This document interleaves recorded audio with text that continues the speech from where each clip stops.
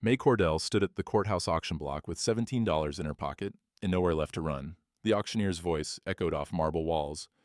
Broken Spur Ranch, 300 acres, opening bid $1. Snickers rippled through the crowd. May ignored them. She raised her hand. Sold to the lady in the back. The clerk slid the deed across the counter, his eyes darting to the bank VP, leaning against the far wall. Vernon Slake's smile was all teeth. "Hope you read the fine print, Mrs. Cordell." May drove her rusted truck through the ranch gate an hour later. The windmill groaned like something dying. She parked near the barn and grabbed bolt cutters from the truck bed. The padlock fought her for 30 seconds before snapping. Inside, darkness. The smell of ammonia burned her nostrils. Then she heard it, scraping, rhythmic, deliberate. Something alive was waiting in the back stall. May's eyes adjusted slowly. Dust motes danced in the sliver of light from the door. The scraping stopped. She took 3 steps forward. Broken stall gates hung crooked on rusted hinges. Old hay rotted in corners. Then she saw him. A buckskin stallion stood in the last stall, head high, ears pinned flat. Ribs showed through dull coat like prison bars. His eyes tracked her with an intelligence that made her skin prickle. "Easy now." May's voice came out rougher than she meant.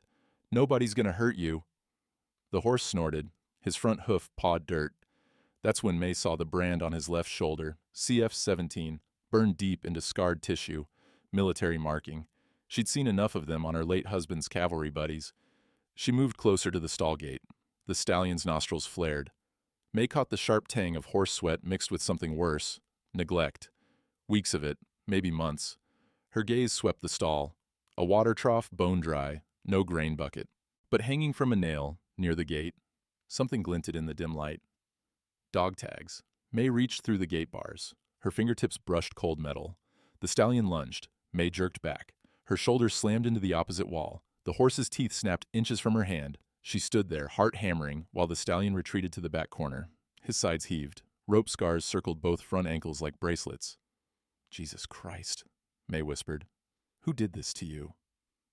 The horse's ears swiveled toward her voice, but didn't soften. May looked at the dog tags again.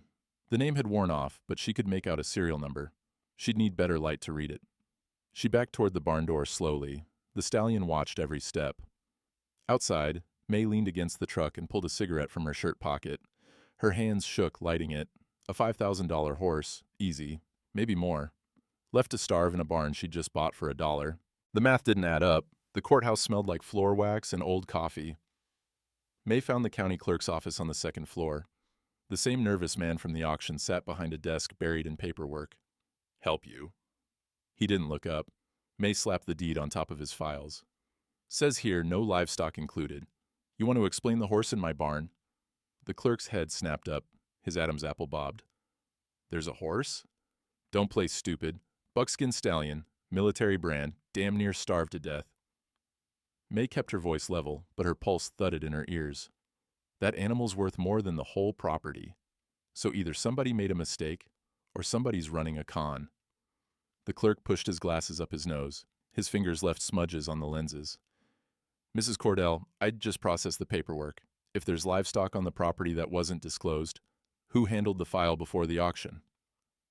Silence. May leaned across the desk. "I asked you a question. Bank VP Slake handles those transactions." The words came out barely above a whisper.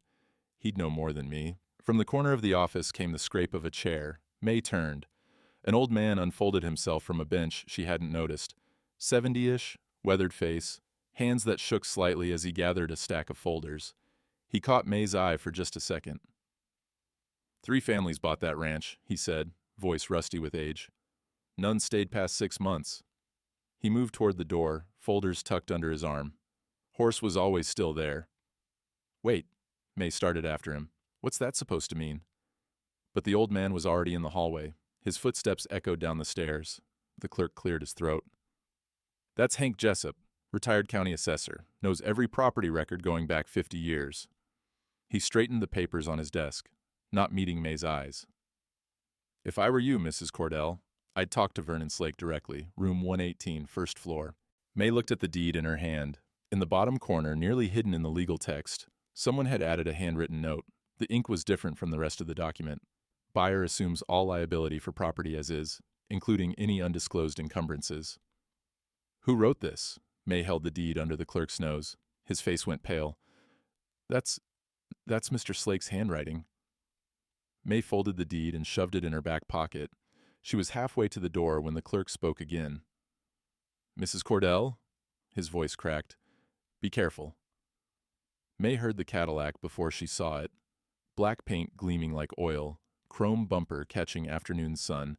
It rolled up the dirt road to her ranch slow and deliberate, kicking up dust that hung in the air like smoke. She was hauling water to the barn when it parked 20 feet from her porch. Vernon Slake stepped out, crisp white shirt somehow immune to the heat. Two men emerged from the back seat, ranch hands by the look of them. Neither spoke.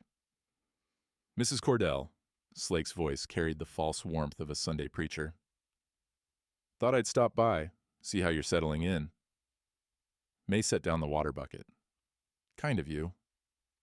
Slake walked toward the barn, running his finger along the doorframe. He tested the wood like a man shopping for lumber, soft with rot. His smile widened. "Property's in rough shape. Shame, really." He turned to face her. "This place won't survive winter without serious investment. I'll manage. I'm sure you'll try." Slake pulled a folded paper from his jacket pocket. "But here's the situation. According to county records, you owe $1,200 in back taxes, due in 90 days. May's jaw tightened. Deed didn't mention that. "It's all in the public record. Previous owner defaulted. Debt transfers with the title." He held out the paper. "Now, about that horse, the one that's not supposed to be there. What about it?" "State law requires livestock to be registered and up to code, vet inspections, proper feed, farrier work." Slake counted on his fingers like he was explaining math to a child. "That horse is your legal responsibility now. I'd estimate upkeep costs at about $50 a month. Deed says no livestock included. Deed says you bought the property as is. Horse was on the property, therefore, horse is yours." Slake's smile never wavered. "Unless you want to surrender it to the county. But that requires paperwork, fees, processing time. Probably cost you more than just keeping it." Behind him, one of the ranch hands spat tobacco juice in the dirt. May's hands curled into fists at her sides. "You set this up." "I process legal documents, Mrs. Cordell. That's all." Slake walked back to his car, boots leaving perfect prints in the dust. 90 days, $1,200, or I seize your assets, starting with that tractor." He nodded toward May's truck. "I've bought 6 tractors off broke ranchers this year. Yours would make 7. The Cadillac's engine purred to life. Slake leaned out the window. "One more thing. If that horse dies on your watch, county can fine you for animal neglect. Up to $500. His teeth flashed white. "Sleep well, Mrs. Cordell." The car rolled away, leaving May standing in a cloud of red dust that tasted like copper on her tongue. Rita's feed and tack sat on the edge of town, wooden sign creaking in the breeze. May pushed through the door, triggering a bell that jangled overhead. The smell of molasses feed and leather oil wrapped around her like an old coat. Rita Ochoa looked up from behind the counter, dark hair pulled back in a braid. She was younger than May by almost a decade, but her hands had the same calluses that came from real work. "May Cordell, heard you bought the Broken Spur place." Rita's voice held no judgment. "Need supplies?" 2 bales of hay, bag of grain if you've got it." May pulled crumpled bills from her pocket. "And information." Rita rang up the order. "Information costs extra." "Vernon Slake, what's his game?" The feed store went quiet. 2 old men playing checkers in the corner suddenly found their game fascinating. Rita glanced at them, then leaned across the counter. "He's been sniffing around properties all year. Offers to buy tractors off folks right before foreclosure. Pays pennies on the dollar." She kept her voice low. 6 families I know of, maybe more." "Why?" "Bank's under pressure. Corporate office wants profit numbers up. Easiest way is foreclosing on small ranches, flipping the land to developers." Rita's jaw clenched. "Slake gets a bonus for every property he moves." May felt something cold settle in her stomach. "The horse, you know anything about it?" One of the checkers players coughed. Rita shot him a look. "Heard rumors. 3 families tried that ranch. All left in so 4 months. Rita wiped down the counter, not meeting May's eyes. "Horse was always still there when the next buyer showed up. Some folks say the place is cursed." "I don't believe in curses." "Neither did they, at first." Rita bagged the grain and tied it shut. Look, May, I don't know what Slake's angle is with that property, but he doesn't want you to succeed. Whatever it takes to run you off, he'll do it. May loaded the supplies onto her shoulder. The grain bag smelled sweet and dusty. Then he's going to be disappointed. As she pushed through the door, she heard one of the checkers players mutter to his friend, just loud enough to carry. She won't last a month. The bell jangled behind her. May stood on the wooden sidewalk, supplies weighing heavy, the afternoon sun beating down on her neck. 90 days, $1,200, and a horse that might kill her if she got too close. She climbed into her truck and turned the key. The engine coughed twice before catching. The courthouse basement smelled like mildew and forgotten paperwork. Hank Jessup climbed the ladder one careful rung at a time, his arthritic hands white-knuckled on the wood. May steadied the base. You sure it's down here? Been filing deeds in this county for 40 years. Hank's voice strained with effort. Every original gets archived, even the ones somebody wants forgotten. He reached the top shelf and pulled down a cardboard box. Dust exploded into the air. May's eyes watered. Hank descended slowly, box tucked under one arm. He set it on the archive table and flipped open the lid. Inside, yellowed papers lay stacked like fallen leaves. Broken Spur Ranch, original deed. Hank lifted out a document protected by cracked leather binding. Filed 1952. May leaned over his shoulder. The paper felt brittle under her fingertips. Legal text covered the page in cramped handwriting, most of it standard property language. Then Hank's finger stopped on a paragraph near the bottom. There. He pulled reading glasses from his shirt pocket. Livestock encumbered by federal trust remains with title holder per Servicemen's Land Trust Act. What's that mean?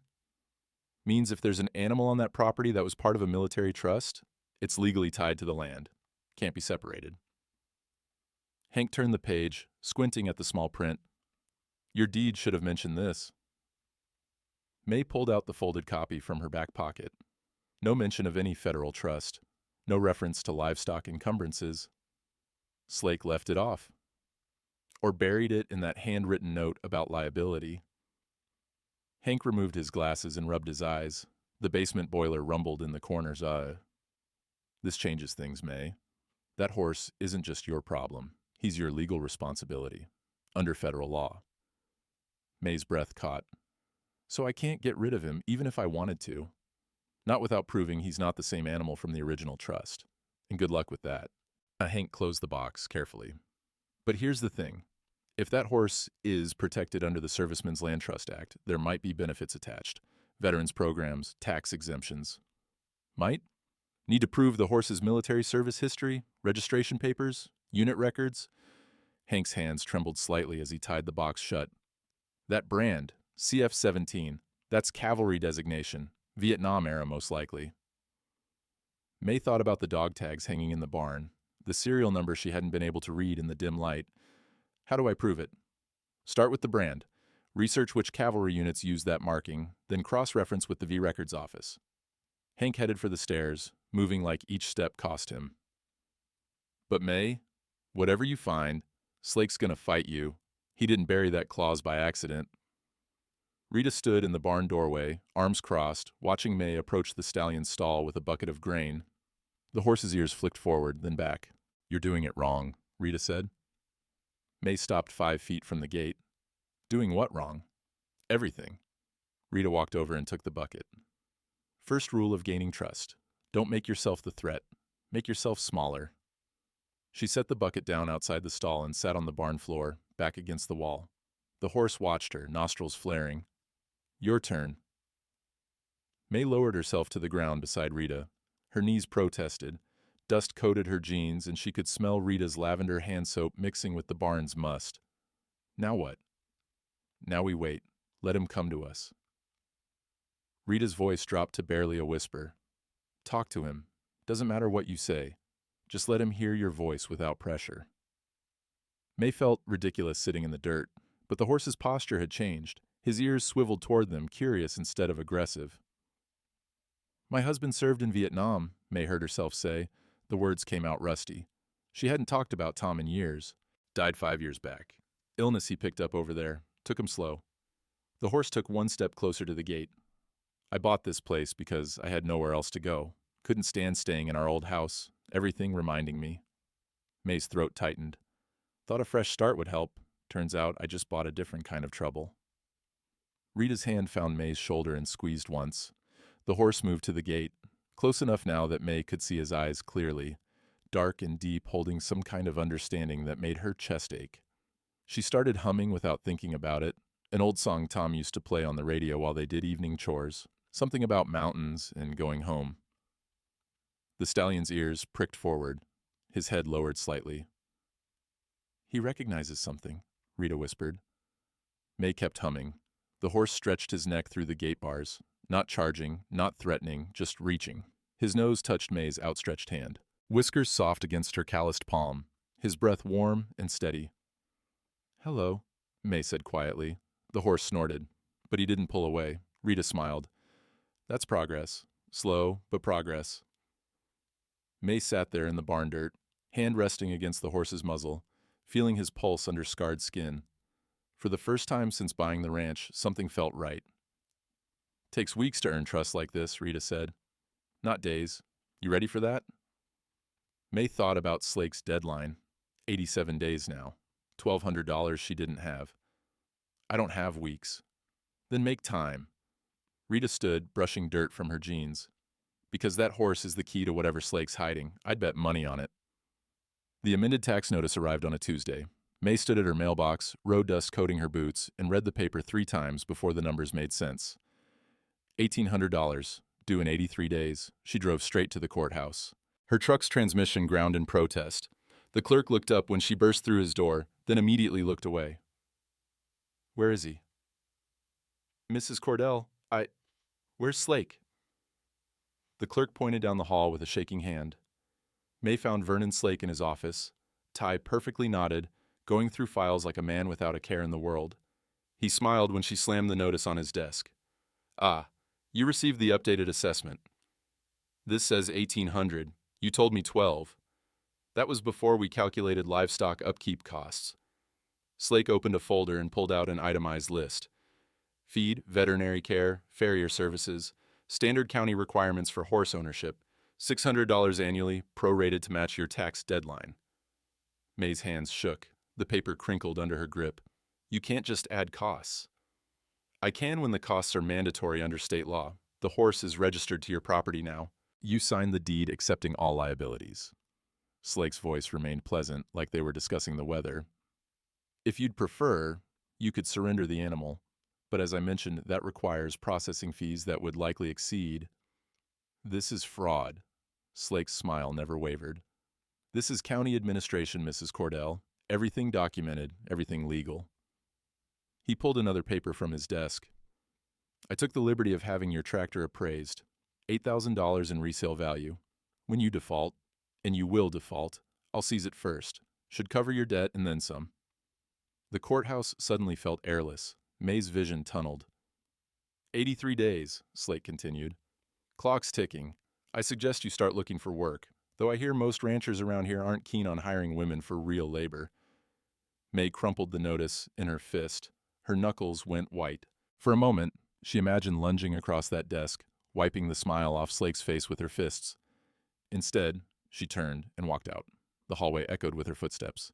Behind her, she heard Slake chuckle. The clerk caught her at the stairs. "Mrs. Cordell, wait." She kept walking. "There's something you should know." His voice dropped to a whisper. "That livestock clause. Slake added it after you signed.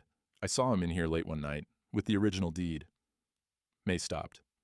"You're saying he forged county documents.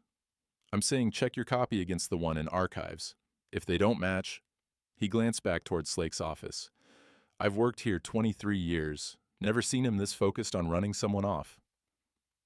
May found Rita closing up the feed store at dusk. The closed sign already hung in the window, but Rita unlocked the door when she saw May's face. "What happened?"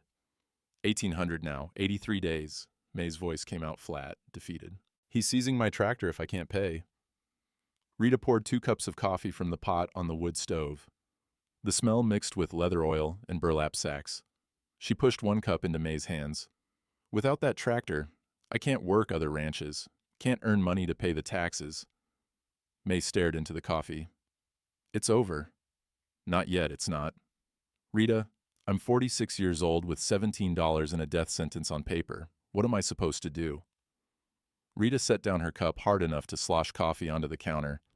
You're supposed to fight, because if you don't, he wins. And then he moves on to the next person, and the next. I can't fight the bank. Then fight smarter. Rita pulled a rag from under the counter and wiped up the spill. Her hands moved with controlled fury. That horse, the brand. Hank said it's military, right? May nodded. So prove it. Prove that horse has federal protection. If Slake added costs for an animal that's covered under veterans benefits, that's fraud. Real fraud. The kind that gets bank VPs arrested. May felt something shift in her chest. Not hope, exactly, but less like drowning. How? Those dog tags in the barn. Get the serial number, match it to military records. Rita grabbed a pencil and started scribbling on a receipt pad. I know a guy at the VA office. Owed me a favor from when I fronted him feed during the drought. He can run searches. Slake's not going to wait while I play detective. He doesn't have to wait. He just has to believe you're beaten. Rita ripped the receipt paper off and handed it to May. Let him think he won. Meanwhile, we dig. May looked at the paper, an address, a phone number. From outside came the sound of a truck pulling up. Rita glanced through the window, and her expression hardened. Back door, now. What? That's Slake's truck. Rita pushed May toward the storage room. He sees you here. He'll know we're working together. Go. May slipped through the back door into the alley. She heard Rita's voice, bright and false, greeting Slake, heard his smooth reply. She leaned against the feed store's back wall, coffee cup still warm in her hands. Her arms ached, her shoulders screamed. The hydraulic fluid from checking the tractor's lines had left dark stains on her palms. Through the wall, Slake's voice carried. Just wanted to let you know, Rita, that loan payment comes due next month. Be a shame if you couldn't make it. May's jaw clenched so hard her teeth ached. She walked to her truck in the dark, got in, and sat there for 5 minutes. Then she pulled the dog tags from her pocket. She'd taken them from the barn that morning, couldn't say why. Under the dome light, she read the serial number for the first time. Her heart stopped. She knew those numbers. Had seen them 100 times, stamped on paperwork, written on letters, printed on a folded flag handed to her at a funeral 5 years ago. The tags belonged to her husband's unit. May sat on the barn floor, back against the stall, Tom's discharge papers spread across her lap. The tin box she kept them in lay open beside her, smelling of rust and old memories. The dog tags felt cold in her palm. She'd read the serial number 20 times now, checked it against the papers 20 more. No mistake. 1st Cavalry Division, Tom's unit, Vietnam, 1971 to 72. The stallion stood at the gate, watching her. His breathing was the only sound besides the wind rattling loose boards overhead. You knew him, May's voice cracked. Didn't you? The horse's ears swiveled toward her. She pulled out Tom's final letter, the one that arrived 3 months before he died. The one she'd read once and then buried in the tin box because looking at his handwriting hurt too much. Her hands shook as she unfolded it. The paper had yellowed at the edges. Tom's careful script covered the page, words slanting right, like they always did when he wrote tired. May, if you're reading this, I'm gone. Been meaning to tell you face to face, but the words never come out right. The doctors say 6 months. Maybe less. Something I picked up over there. Doesn't matter what. Point is, I won't see you through the hard times ahead. There's a horse. Army Trust Program placed him on a ranch in Cottonwood County after the war. Property's small, cheap. I arranged for it to go to auction when the current owner moves on. Should be soon. Buy it. I know that sounds crazy, but when the time comes, you'll need him more than you know. His name's Sergeant. We served together. He's been through hell, same as me. Difference is, he came home with his body intact. Just his mind that's scarred. Take care of each other. That's all I'm asking. Love you always. Tom May's vision blurred. She pressed the heels of her hands against her eyes, but the tears came anyway. Silent, shaking her shoulders. The stallion, Sergeant, made a sound, low and questioning. May looked up through tear-blurred eyes. He'd moved closer, head lowered, neck stretched through the gate bars, his dark eyes fixed on hers with something that looked like recognition. He set this up, May whispered. The whole thing. He knew. Sergeant's breath warmed her face. May reached up slowly, rested her hand against his cheek. He leaned into the touch. I should have been here sooner, should have figured it out. Her voice broke. I'm sorry. She stood, joints protesting, and climbed through the gate into the stall. Dangerous, stupid. But something in her didn't care anymore. Sergeant didn't move. May wrapped her arms around his neck and sobbed into his matted mane. He smelled like dust and sweat and something older, something that carried the ghost of Tom's soap, Tom's touch. The horse stood solid as stone, bearing her weight, her grief, her rage, at a man who'd loved her enough to plan for his own death. When May finally pulled away, she saw the carved initials on the barn beam above Sergeant's stall. TC plus MC 1972 for when you need him most. Rita's feed store smelled like wood smoke when May walked in at dawn. Hank sat at the counter with coffee and a stack of folders. He looked up, took one glance at May's face, and poured a third cup. "You found something." May set the dog tags on the counter between them, then Tom's discharge papers, then the letter. Rita read it twice, lips moving silently. Hank studied the discharge papers with a magnifying glass he pulled from his pocket, comparing serial numbers. "Son of a bitch," Hank breathed. "Your husband registered that horse under the Servicemen's Land Trust Act before he died. Legally protected, federal oversight. Which means if we can prove continuous trust status, the VA has to honor it. Benefits, tax exemptions, the works." Hank pulled one of his folders open and spread papers across the counter. "I've been digging through old assessor records. That ranch changed hands 4 times since your husband's death. Every time, the horse stayed. Every time, the new owner quit within 6 months. Slake ran them off," May said, "or they couldn't handle the responsibility." Rita leaned against the counter, arms crossed. "Horse like that, trauma like that, takes a special kind of person. Takes someone who understands what he's been through," May said quietly. Hank sketched a timeline on butcher paper with a pencil stub. "Here's what we need. Proof the horse is the same animal from the original trust, veterinary records if they exist, and documentation of continuous residence on that property." "How do we prove that?" "Brand registry. Military uses permanent ID systems for cavalry horses. If Sergeant's CF-17 brand is registered in the VA database with your husband's unit, we've got him." Hank circled a date on the timeline. "But we need to move fast. Slake's already filed amended tax assessments. Once those go through county approval, they're locked in." Rita poured more coffee, the pot scraping against the stove. "My contact at the VA office. He can run the brand search today if I ask." "Do it," May said. "But May," Rita's voice softened, "if we prove this horse has federal protection, it means you're legally bound to keep him. Can't sell, can't surrender. He's your responsibility until one of you dies." May thought about Sergeant's weight against her shoulder, the way he'd stood still while she cried, the ghost of Tom's voice in that letter. "I know." Hank folded his papers carefully. "If the VA confirms the trust, they'll pay any back taxes associated with the property.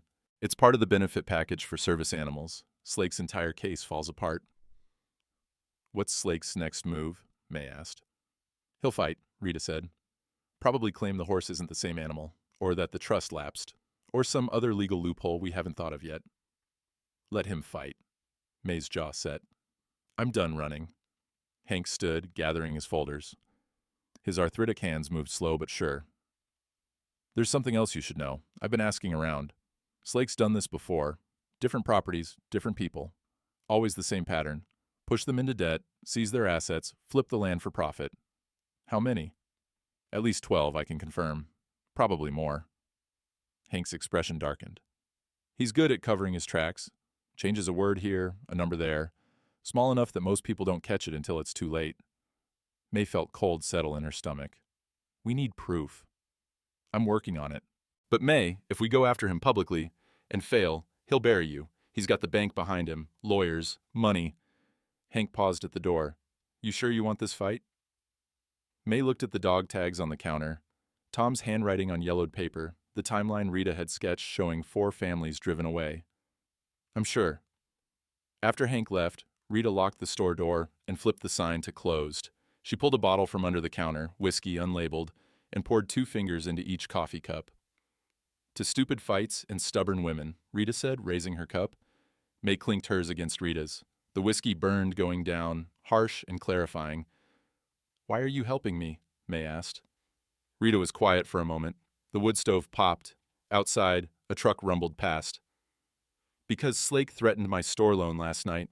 Because I'm tired of watching good people lose everything while men like him get richer."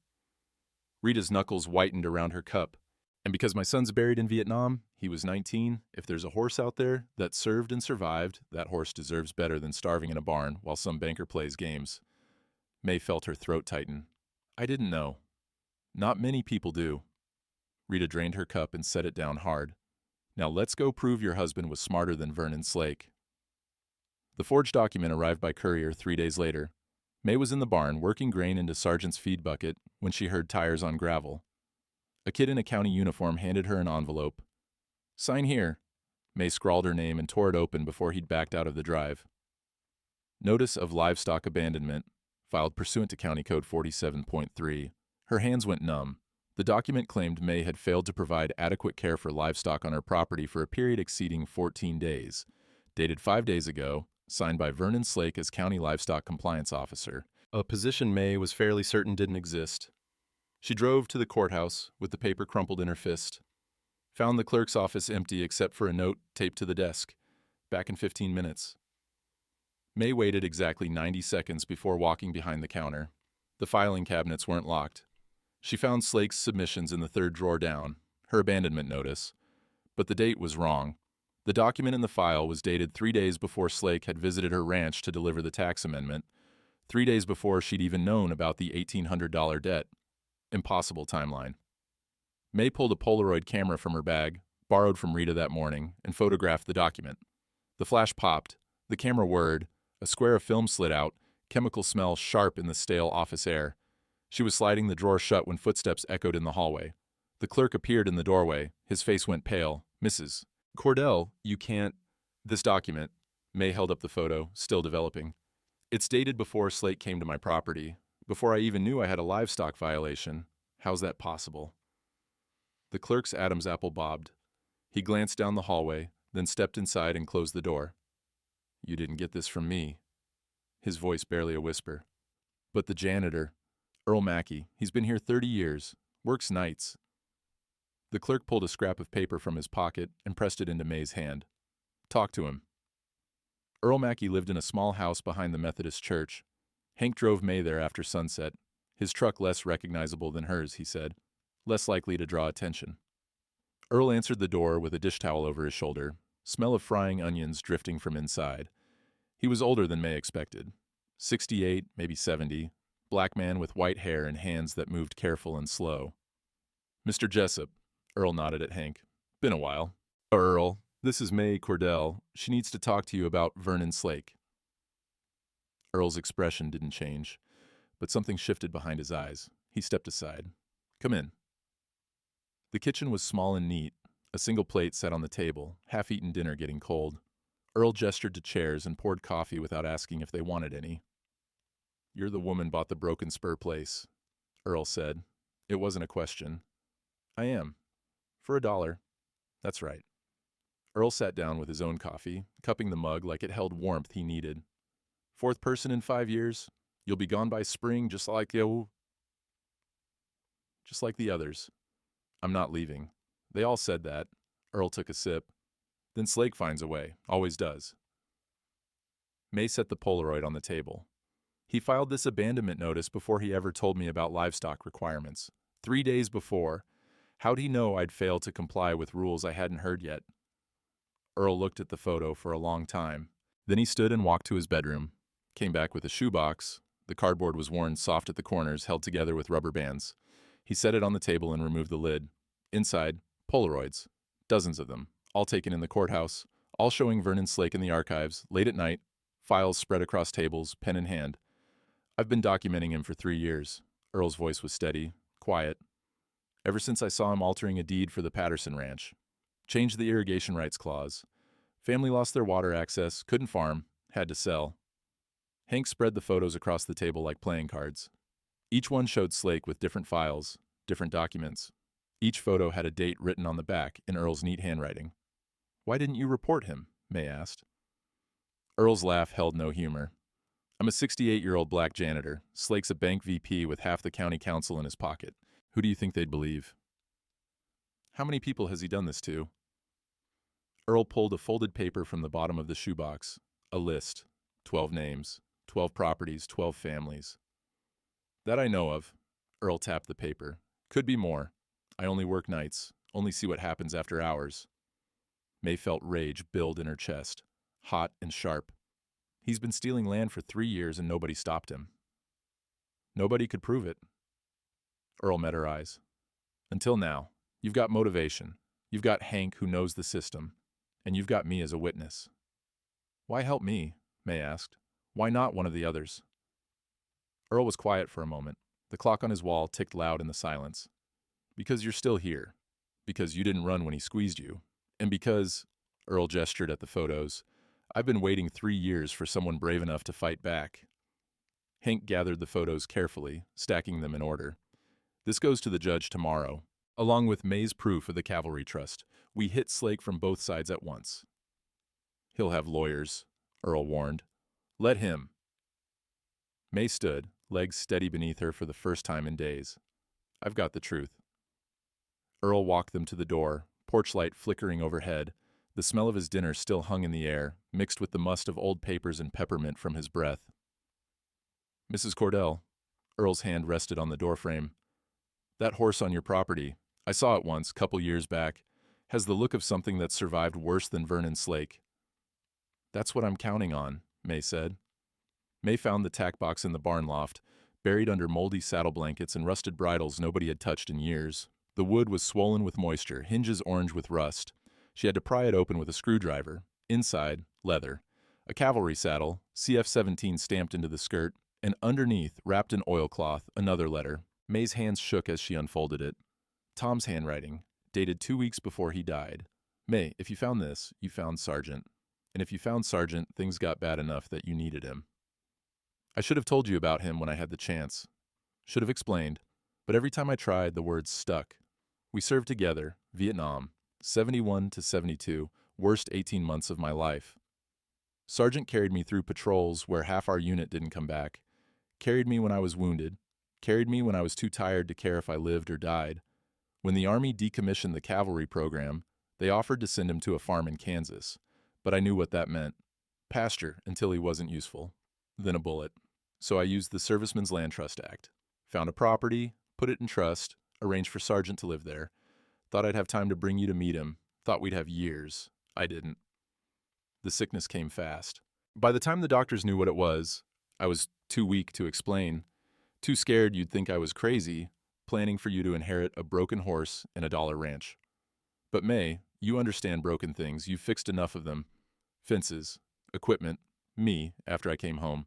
Sergeants like me, survived something that should have killed him, came home with scars nobody can see. He needs somebody patient. Somebody who won't give up on him. Somebody like you. Slake's gonna make trouble. I know that. He's been circling that property since the original owner died, waiting for his chance. But if you can prove the trust, the VA will back you. Federal law trumps county corruption. I'm sorry I left you alone. Sorry I couldn't say this to your face. But I meant what I carved on that beam, for when you need him most. He's not a replacement for me. He's the part of me that survived, the part that still knows how to fight. Take care of each other. I love you. Tom May sat on the barn floor, letter clutched in her fist, and sobbed. Not quiet tears this time. Full body shaking, the kind of grief that had been building for 5 years and finally found a crack to pour through. Sergeant stood at the gate, head low. When May's sobs turned to hiccups, he nickered, soft, questioning. She crawled to the gate and pressed her forehead against his. His breath smelled like sweet grain and grass. His coat was warm under her palm. He knew he was dying. The words came out broken. Set all this up. The ranch. You, everything. He knew. Sergeant's ears flicked. He pushed his nose against her shoulder. I was so angry at him, for leaving, for not fighting harder. May's voice cracked. But he was fighting, just not the way I understood. She stayed there until her legs went numb, and the sunset turned the barn walls orange. Then she stood, pulled the cavalry saddle from the tack box, and carried it down to Sergeant's stall. The horse watched her hang it on the rail. His eyes tracked the CF-17 stamp. Something in his posture shifted. Recognition. Memory. Tomorrow we go to the courthouse, May said. Tomorrow we show them who we are. Rita's feed store had never looked so full. May arrived just after dawn to find Hank already there, papers spread across every flat surface. Earl sat in the corner with his shoebox of photos, organizing them by date. and Rita moved between them all with coffee and determination. VA confirms the trust, Hank said without preamble. He held up a telegram.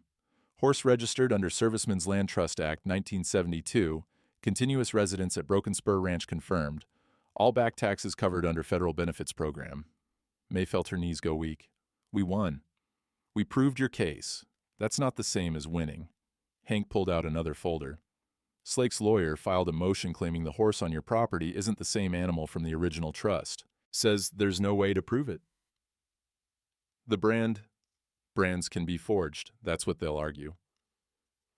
Rita set down the coffee pot with more force than necessary. We need something ironclad, something Slake can't wiggle out of. Earl spoke from his corner. The photos, they show him altering documents for 12 different properties, pattern of fraud. Judge sees that, he'll question everything Slake's filed. It's circumstantial, Hank said. Good, but not conclusive for May's specific case. May looked at the cavalry saddle she'd brought, propped against the wall. Tom's letter folded in her pocket, the timeline Rita had drawn showing 4 families driven away. What if we make it about more than just me? May said slowly. What if we bring in the others, the 12 families Earl documented? Make it a pattern, make it impossible to ignore. Hank's eyes narrowed. That's ambitious. You'd need those families to testify. Most of them are long gone. Moved out of county, out of state. So we find them. May's voice hardened. We bring them back. We make Slake answer for every single person he's hurt. Rita pulled out the butcher paper and started writing names. Patterson Ranch. I know where they went. Montana. They've got family there. Greenfield Property. Hank tapped the list. They're in Arizona, but the wife's sister still lives in town. She'd know how to reach them. Earl stood and walked to the counter. I got addresses for 8 of them. Wrote letters, but never sent them. Didn't know what to say. He laid envelopes on the counter, each one addressed but unsealed. Say it now. May looked at the 3 of them. Rita with her fierce loyalty, Hank with his careful knowledge, Earl with his patient documentation. Slake thinks he's untouchable, May said. Let's prove him wrong. Pastor Gill arrived an hour later, summoned by Rita. He stood in the doorway, white collar bright against his dark shirt, and listened while they explained. When they finished, he nodded once. I'll be your witness, when you go to the judge, when you face Slake. His voice carried the weight of Sunday sermons. Sometimes the church needs to stand for something besides prayer. By noon, they'd drafted letters to all 12 families. Rita drove to the post office, while May called the VA office to request official documentation of Sargent's trust status. Hank disappeared into the courthouse to file a formal complaint against Slake. Earl stayed at the feed store, organizing evidence into binders, timeline, photos, testimony notes, everything labeled and cross-referenced. May sat at the counter and wrote her own statement, what she'd found, what she'd lost, what she was fighting for. The words came easier than she expected. Maybe because she wasn't writing for a judge. She was writing for Tom, for Sargent, for every person who'd been pushed off their land by a man who thought power made him untouchable. When she finished, Rita was back. She set a receipt on the counter. 12 letters, certified mail. They'll have them by Friday. Hearing's Monday, Hank said from the doorway. He looked exhausted, exhilarated. Judge Cassidy, 9 a.m., Slake's been summoned. May folded her statement and slid it into an envelope. Her hands didn't shake. Then we better be ready. The courthouse steps were marble, worn smooth by decades of boots and weather. May climbed them at 8:45 Monday morning, Rita on her left, Hank on her right. Earl walked behind them, shoebox under his arm. Pastor Gill brought up the rear, his presence quiet but solid. The gallery was packed. May recognized faces from the feed store, the diner, ranches she'd never visited. Word had spread. 3 of the 12 families Earl had documented sat in the front row. They'd driven through the night to be there. Vernon Slake sat at the defendant's table with 2 lawyers in expensive suits. He didn't look at May when she entered, didn't acknowledge her at all. His confidence filled the room like cologne. Judge Cassidy took the bench at 9 sharp. 70-ish, silver hair, eyes that missed nothing. His grandson had served in Vietnam, Rita had mentioned that, but his face showed no favoritism now. This is a hearing regarding property tax assessments and livestock compliance for the Broken Spur Ranch, owned by May Cordell. The judge's voice carried without amplification. Mrs. Cordell, you've... Formal complaint against County Bank VP, Vernon Slake. Proceed. May stood. Her legs were steady. She walked to the witness stand and laid 3 items on the judge's bench. Dog tags, Tom's discharge papers, the VA telegram confirming Sergeant's trust status. Your Honor, my husband served in the 1st Cavalry Division, Vietnam, 1971 to 1972. Before he died in 1973, he registered a horse named Sergeant under the Servicemen's Land Trust Act. That horse was placed on the Broken Spur Ranch under federal protection. She pulled out the Polaroid of Slake's forged abandonment notice. Mr. Slake filed this livestock abandonment claim dated 3 days before he informed me of any livestock requirements, an impossible timeline. He knew I'd fail to comply because he designed the system to ensure failure. Judge Cassidy examined the photo, compared it to the file in front of him. His expression didn't change, but his pen moved across his notepad in sharp, angry strokes. Mr. Slake, the judge said, explain the discrepancy. Slake's lawyer stood, smooth, practiced. Your Honor, my client files dozens of compliance documents weekly. A simple clerical error in dating. I'm asking Mr. Slake, not you. Slake stood. His smile was smaller now. As my counsel stated, documentation errors happen. The substance of the claim remains valid. Mrs. Cordell failed to provide adequate care. The horse is protected under federal law. May's voice cut through his. The VA confirms continuous trust status since 1972. Any back taxes are covered by veterans' benefits. Your amended assessment has no legal standing. Slake's jaw tightened. The trust status is irrelevant if the animal on the property isn't the same horse from the original registration. Brands can be forged. There's no proof. I have proof. May pulled Tom's letters from her bag. My husband documented Sergeant's placement. VA records show continuous residence, and Mr. Slake's own pattern of fraud proves intent to deceive. She nodded to Earl. The janitor approached the bench with his shoebox. He spread the Polaroids across the judge's desk like evidence in a murder trial. 12 properties, 12 altered documents, 3 years of careful documentation. I'm Earl Mackey, courthouse janitor, 30 years. His voice was steady, loud enough to carry. I've watched Mr. Slake alter county records after hours for 3 years, change deed clauses, inflated tax assessments, forged compliance violations, 12 families that I documented, probably more I didn't see. The gallery erupted. Judge Cassidy's gavel cracked 3 times before silence returned. Slake's face had gone white. Those photos are inadmissible. Taken without consent. An invasion of... They were taken in a public building by an employee during his work hours. Hank stood from the gallery. County policy allows janitors access to all areas for cleaning purposes. No privacy violation occurred. Judge Cassidy studied the photos, one by one. His expression darkened with each image. Mrs. Patterson. He looked at a woman in the front row. Your family lost the Patterson Ranch in 1976. Is that correct? She stood, hands shaking. Yes, Your Honor. Mr. Slake changed our irrigation rights in the deed. We lost water access, had to sell within 4 months. Mr. Greenfield, your property? An older man stood. Tax assessment tripled overnight. Couldn't pay. Slake bought our tractor for $300, sold it a week later for $8,000. One by one, the families testified. The pattern emerged clear and damning. Slake's lawyers objected, argued procedure, demanded dismissals. Judge Cassidy overruled them all. When the last testimony ended, the judge removed his glasses and cleaned them slowly. The courtroom held its breath. Mr. Slake, stand. Slake stood. His confidence had cracked. Sweat showed at his collar. In 30 years on this bench, I have never seen such systematic, calculated fraud. Judge Cassidy's voice cut like a blade. You've abused your position, falsified county documents, and stolen land from families who trusted the system to protect them. He gestured to the bailiff. Mr. Slake, you're under arrest for fraud, forgery, and abuse of office. Sheriff, take him into custody. The bailiff moved forward. Slake's lawyers erupted in objections. But the handcuffs clicked shut with finality that silenced the room. Judge Cassidy turned to May. Mrs. Cordell, the VA has confirmed your horse's trust status. All back taxes are hereby dismissed and covered under federal veterans' benefits. Your property is secure. May felt her knees buckle. Rita's hand caught her elbow. Furthermore, the judge continued, the 12 families documented in Mr. Mackey's evidence will have their cases reviewed. Any illegal seizures will be reversed. Any property that can be recovered will be returned. The gallery exploded. Applause, shouts. Someone in the back started crying. Judge Cassidy's gavel cracked. This court is adjourned. May stood on the courthouse steps. Afternoon sun, bright after the dim courtroom. People surrounded her, shaking her hand, thanking her, crying on her shoulder. The Patterson family, the Greenfields, people whose names she'd never known but whose fights had become hers. Rita appeared with coffee in a paper cup. Drink this before you pass out. May's hands shook taking it.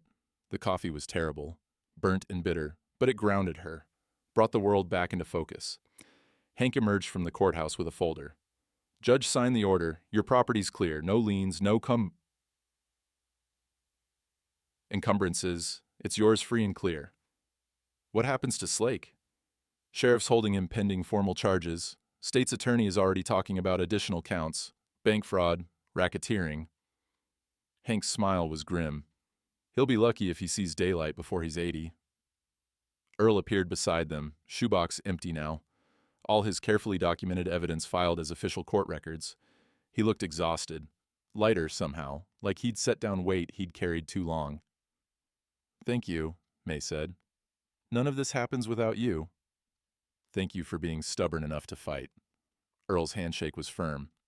30 years I watched powerful men abuse this system. First time I've seen one actually face consequences. Pastor Gill approached, white collar bright in the sun. Mrs. Cordell, the church would like to organize a work party, help you repair the ranch. Seems the least we can do. I can't pay. Nobody's asking you to. He smiled. Community takes care of its own. We forgot that for a while. Time we remembered. The crowd began to disperse, families heading home, reporters from the county paper trying to get statements. May watched them go, feeling something unfamiliar settle in her chest. Belonging. Rita drove her back to the ranch. They didn't talk much, didn't need to. When they pulled through the gate, Sargent stood at the pasture fence, ears pricked forward. May got out of the truck slowly. Her whole body ached with exhaustion, but she walked to the fence and held out her hand. Sargent approached without hesitation, no wariness now, no fear. He pressed his muzzle into her palm, breath warm and steady. We did it, May whispered. We won. The horse nickered, soft, knowing. Rita leaned against the truck, arms crossed, smile playing at her mouth. You know what happens now, right? You're going to have people showing up for weeks, wanting to hear the story, wanting to thank you, wanting to help. I just want to fix my barn. Well, you're going to get a lot more than that. Rita pushed off the truck. Hank's already organizing a fundraiser. Pastor Gill's got volunteers lined up, and I'm pretty sure Mrs. Patterson wants to name her first granddaughter after you. May laughed. It came out rusty, like something she'd forgotten how to do, but it felt good. The sun was setting, painting the ranch in shades of orange and gold. Sargent stood beside May, solid and warm. Rita climbed back in her truck, engine turning over with a familiar cough. Hey, May, Rita called through the window. Yeah, your husband, he was a smart man. Yeah, he was. Leaving you that horse, this land, giving you something to fight for when you needed it most. Rita's eyes were suspiciously bright. That's real love, the kind that survives everything. The truck pulled away, taillights disappearing down the road. May stood at the fence until the stars came out. Sergeant grazed nearby, occasionally lifting his head to check on her. The wind carried the smell of dust and hay and possibility. She thought about Tom's letter, the cavalry saddle in the barn, the initials carved on the beam, for when you need him most. I needed him, May said to the darkness, to the horse, to the ghost of a man who'd loved her enough to plan for his own absence. And he was here, just like you promised. Sargent walked over and rested his chin on her shoulder. May wrapped her arms around his neck and breathed in the smell of him. Horse sweat and grain and something deeper, something that carried the echo of a war survived, a life rebuilt, a promise kept. Come on, she said finally. Let's go home. They walked to the barn together, woman and horse, silhouettes against the darkening sky. Inside, May lit the lantern and hung the cavalry saddle on its proper hook. She ran her hand over the CF-17 stamp, feeling the grooves Tom's hands had touched. Then she did something she hadn't done in 5 years. She took a knife from her pocket and carved new initials below Tom's on the barn beam. TC plus MC, still here, 19C. The wood was soft under the blade. The letters came out crooked but clear. Sargent watched from his stall, eyes reflecting lantern light. May stepped back to admire her work. 2 sets of initials, 2 survival stories, 1 piece of land that had waited patiently for them both. "Still here," she whispered. "Both of us. Still here." The trucks started arriving at dawn. May heard them before she saw them, engines rumbling up the dirt road, gravel crunching under tires. She walked out onto the porch, coffee mug in hand, and stopped. A convoy.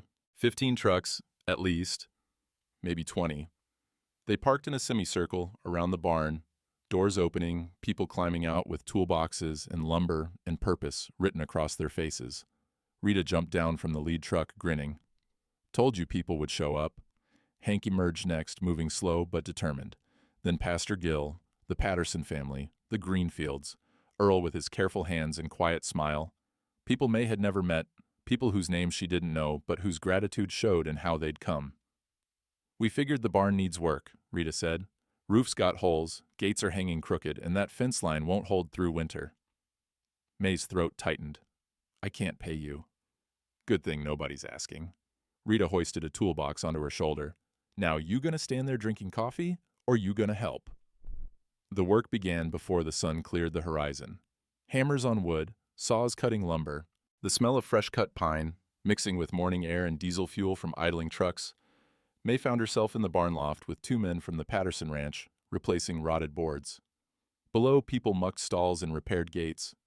Outside, a crew worked the fence line, stretching wire and setting new posts. Pastor Gill organized a cooking station. Someone had brought a propane burner and industrial coffee pot. By mid-morning, the smell of bacon and eggs drifted through the work site. Sargent watched it all from the pasture, ears swiveling at every new sound. Children approached the fence tentatively, drawn by the big buckskin horse. May climbed down from the loft when she saw them. "Can we pet him?" A girl, maybe 8, looked up with wide eyes. "Let me check." May walked to the fence. Sargent approached without hesitation, nuzzled her hand. She turned to the children. "Come slow. Let him sniff you first. No sudden moves." They approached like they were meeting royalty. Reverent, awed.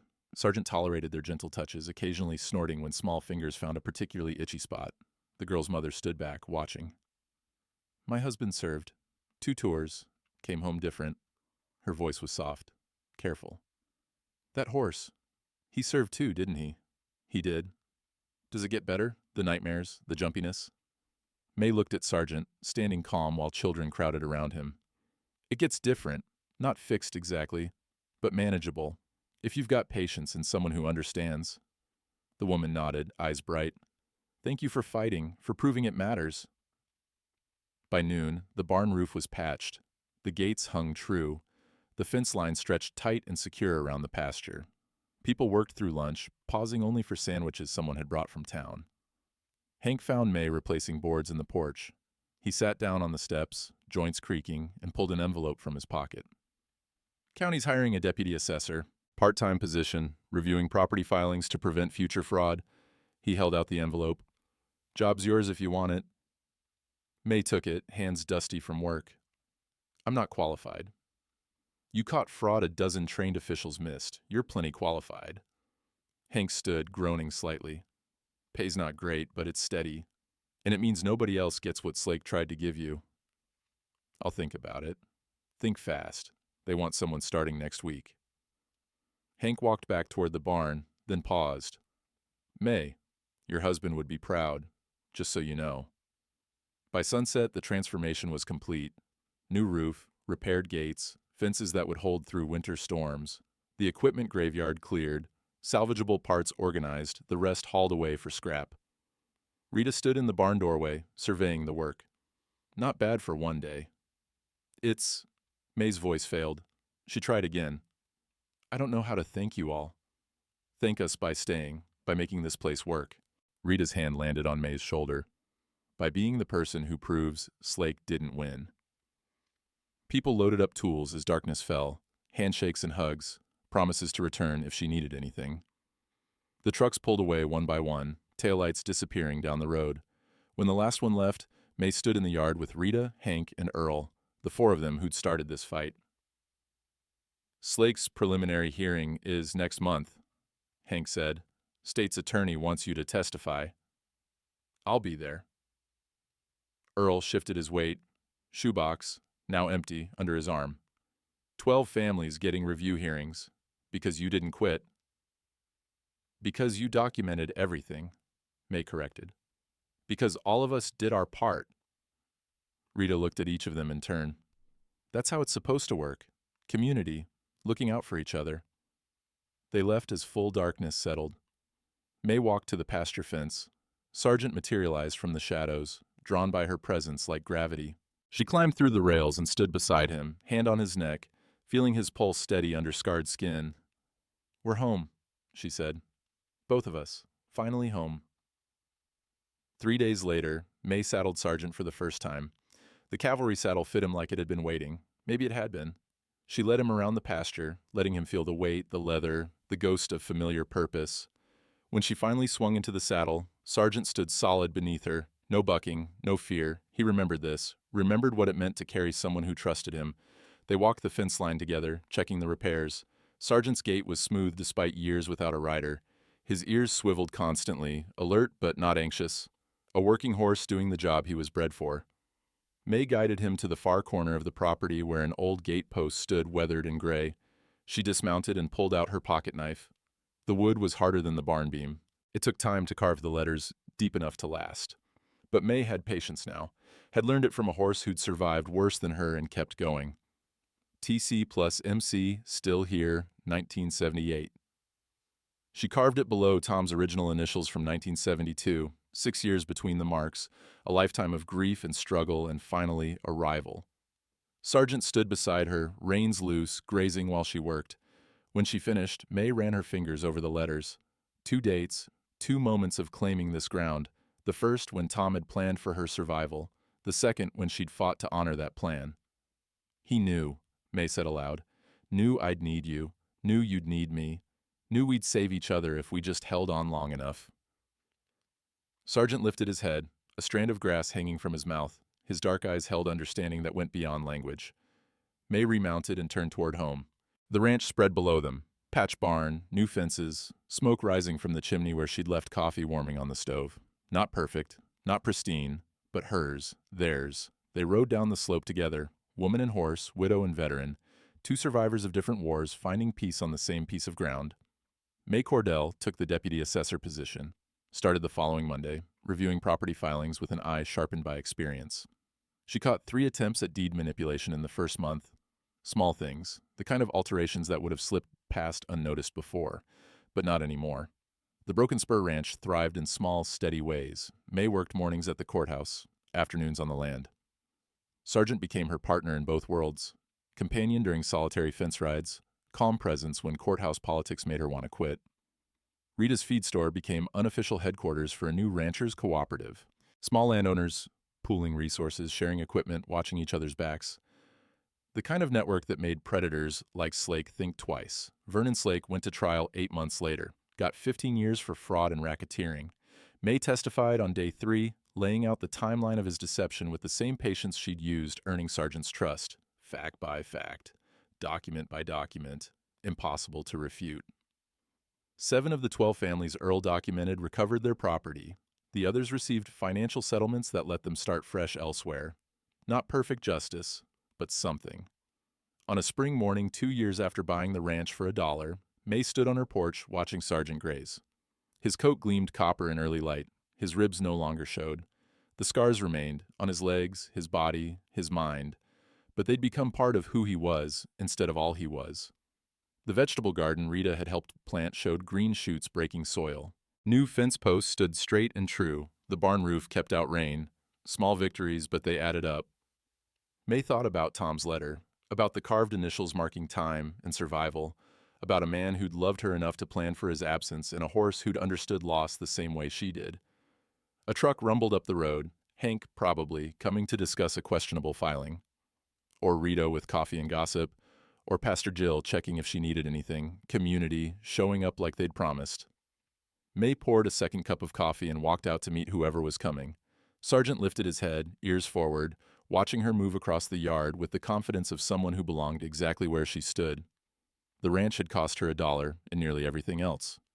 But sitting there in the morning light, coffee warm in her hands, a scarred horse grazing peacefully in her pasture, May Cordell wouldn't have traded it for anything. Some things you buy, some things you earn, and some things like family, like home, like the knowledge that you're strong enough to stand when the whole world pushes you down, you fight for until they become part of your bones. The truck pulled into the yard. May raised her hand in greeting. Behind her, Sergeant nickered softly. Still here, both of them, still here.